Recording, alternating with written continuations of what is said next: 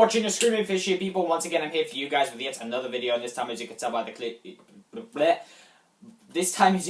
the clearly very obvious title under the screen, we are looking at Deadpool 2, which is a movie I've been pretty excited for, and I know you're probably not going to be wondering about this, but I'm not going to be wearing my Screaming Fish hat this time because it is really, really hot around here, surprisingly, and I'd rather not spend the rest of the day with sweaty hair. So, without further ado,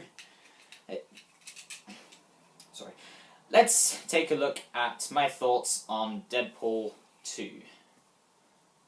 Okay, that could have gone smoother. Oh well, let's continue. Deadpool is one of my favourite comic book movie characters of all time.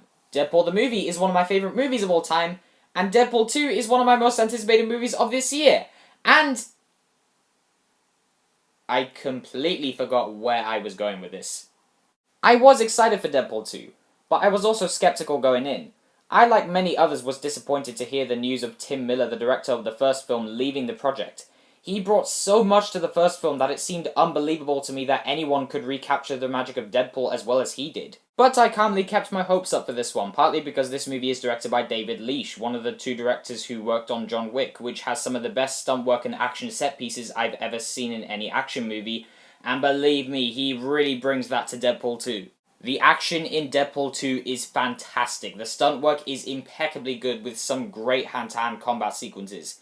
The camera work is sort of a mix between the camera work in John Wick and the camera work in the first Deadpool, and that combination blends so well. It gave the action sequences more edge, and the way it's used to up the tension in certain moments was equally thrilling. I would say that the action in Deadpool 2 rivals the action in the first movie, which is not an easy feat. There are so many memorable moments from the action sequences on their own. The comedy, as expected, is terrific. Not all the jokes land, which I was kind of expecting, but for the most part, from a comedic standpoint, Deadpool 2 delivers one of the funniest movie-going experiences of the year. The comedy is just as, if not better, than the comedy in the first film. The second half of this movie in particular had me choking on my own spit. I know that doesn't sound too pleasant, but that's the best way I could think of to describe the comedy in this film, so just give me a break. Deadpool 2 makes pop culture references in a way that is both pure insanity and amazingly stupid in the best way possible. In terms of pop culture references, this is probably one of the most daring attempts at it, and it added so much to the comedy of this film, particularly for the meta jokes. To no surprise at all, Ryan Reynolds delivers a great performance as the title character. His improv skills and line delivery is so perfect, it makes me wonder why it took 10 freaking years for the first film to come out. This movie does spend a surprising amount of time developing Wade Wilson as a person. Deadpool felt a lot more human in this film than he did in the first one.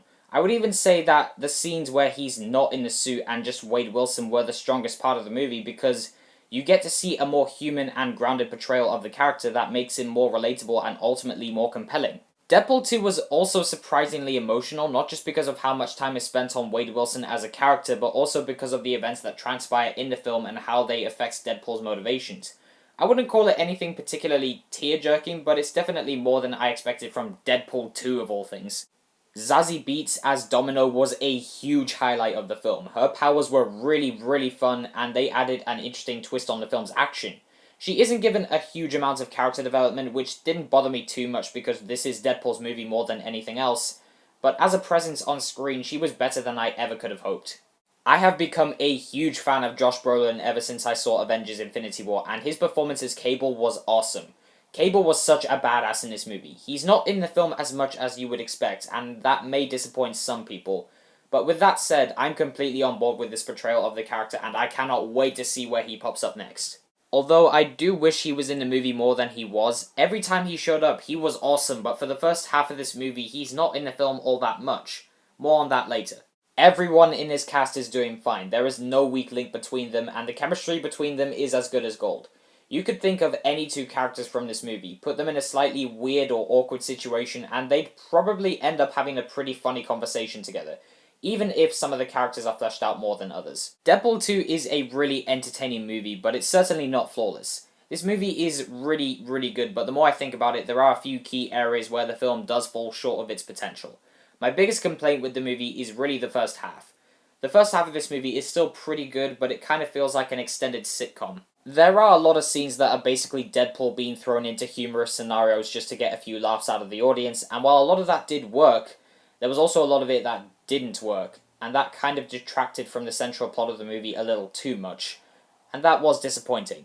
I do wish that instead of including things that didn't really need to be in a movie at all, they could have done a little more to give Cable a more fleshed out backstory. We do get a couple of small scenes about Cable's backstory, but nothing beyond that.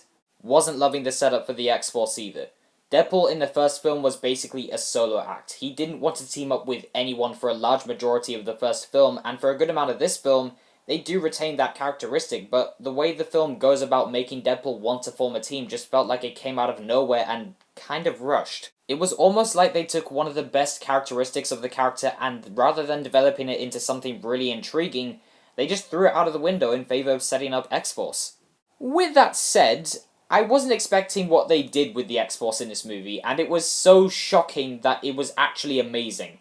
I won't spoil it, but there is a sequence in this movie involving the X-Force that is just so gold. Overall, the story isn't as well paced as the story in the first movie, which is kind of weird because Deadpool 2 is told in a more chronological order than the first one was. Some scenes just felt kind of rushed, and there are one or two moments in this film where a character would do something that is just completely out of character, and it just made me think, why would you even do that? The CGI has definitely improved since the first film, but there are still a few shots where I thought the CGI just looked really rubbery and unreal. There's one shot in particular of Domino running through an explosion-ridden street that felt like I was watching a video game cutscene. My experience with Deadpool 2 was sort of along the lines of, okay, this is pretty good but not great, and then as soon as the second half of this movie kicked in, it was so great. The soundtrack, similar to the first movie, is insanely catchy, and the film's score is absolutely hilarious at some points, and I mean that in the best way. Deadpool 2 has the absolute best end credit scene I have ever seen. And that's all I'm going to say about that. Deadpool 2 isn't as good as the first movie, but with that said, despite its flaws, I still thoroughly enjoyed it and had a great time watching it. I can imagine that some people are going to come out of this film feeling somewhat disappointed by the end result, but there is still plenty of enjoyment to be had with the film. It also got me even more excited for the future of this franchise and where it might go next, even if it's not the perfect sequel that everyone was expecting. Deadpool 2 gets a 7.8 out of 10. So, guys, those are my thoughts on Deadpool 2. I do hope you enjoyed this video. Yeah, it's not a perfect movie, but if you're having a really bad day and you just wanted to see something that would make you laugh really, really hard, then Deadpool 2 is your movie. I promise you that. Anyway, once again, I do hope you enjoyed this video. Please don't forget to like, subscribe, follow me on Instagram, Facebook, Twitter, and Stardust. And I will see you guys in the next one. But before I go, I would just like to ask you guys, what did you think of Deadpool 2? Did you think it was good? Did you think it was bad? Did you think it was somewhere in the middle? Please leave your thoughts down in the comments below. And I'll see you guys in the next one. So, goodbye.